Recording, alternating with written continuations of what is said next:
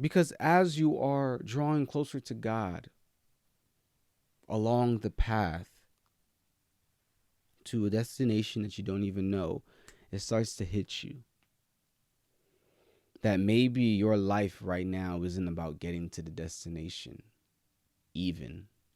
You see, some of us think that we have to get to the destination before God's glory can shine through us. But something that we have to understand is that God doesn't just get glory from the destination, He also gets glory from the path to the destination.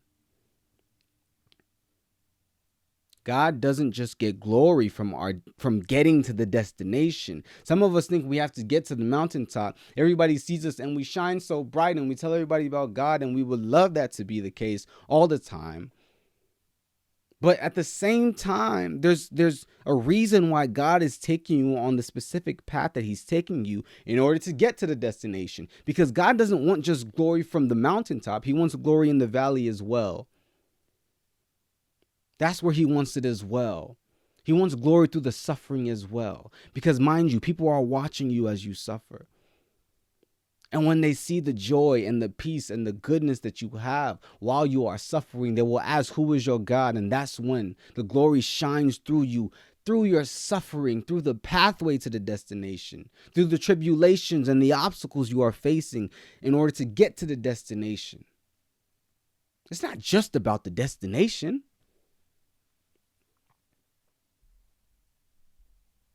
It's not just about that. It's about people being able to see the fruits of the Spirit being exercised and being applied while you are going on this pathway through all these trials and tribulations. They are molding you. They are perfect. There's a reason why we count it all joy when we fall into diverse temptations, because it's going to work patience in you, and then you're going to be perfect, wanting nothing. Don't forget that the trials and tribulations that we endure in life is not just about suffering, but it's about literally molding us and our character to be more like Christ.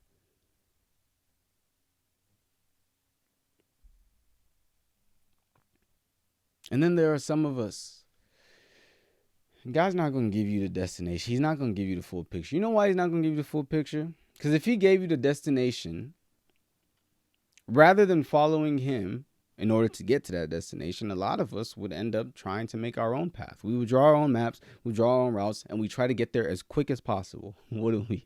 I know I would. I'm not going to lie. We'll try to get there as quick as possible. God gave us the destination. All right, boom. Because sometimes, we might not say it out loud, but sometimes we think that we know more than God. We think that our way to the destination will be better than His way to the destination. So we start to do our own thing. Right? God will call us to a destination, but then He also calls us to a path that takes so long to get to the destination. As David, right? He said, David, I'm anointing you to be king, didn't He?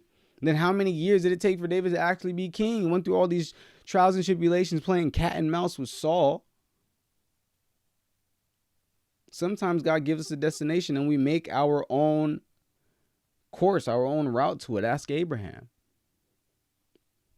God gave him the destination. He said, I'm going to make you a great nation, which means, yeah, you're going to have offspring. But then Abraham said, all right, I'm going to take it upon my own hands. God's taking too long. It's been years. What's going on? Where's my slave Hagar, whatever? Lies with her, has a baby, and God said, that wasn't the way that I wanted to do it. That's not my pathway. And here we are again, because you're going to get to God's destination by going through God's pathway. That's what He wants. Because we're going back to the same idea where God is not just in the business of getting glory once you get to the destination. God is in the business of getting glory through the pathway He is taking you to get to the destination. Because God didn't want to use, the destination was having a great nation from Abraham, but God didn't want to get there by using the fertile woman. He wanted to get there by using the barren woman. So along the pathway to the promise, to the destination of having a great nation come from Abraham, He wanted to also get the glory from, hey, I can make a nation come from a barren woman. You know what I'm saying? It's not just about the destination.